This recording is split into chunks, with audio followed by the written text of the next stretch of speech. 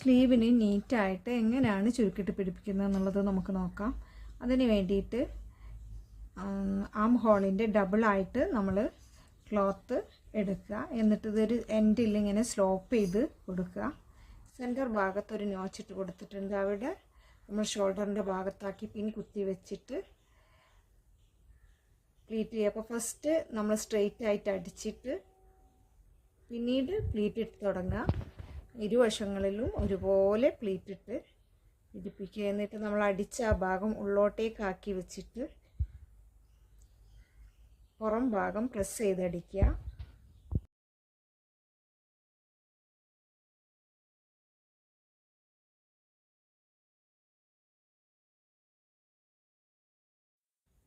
Back വശത്തും 1/4 inch ഇട്ടിട്ട് ഇത് പ്രസ് ചെയ്തടിക്കുക. അപ്പം ബാക്കും ഫ്രണ്ടും നീറ്റായി കിട്ടും.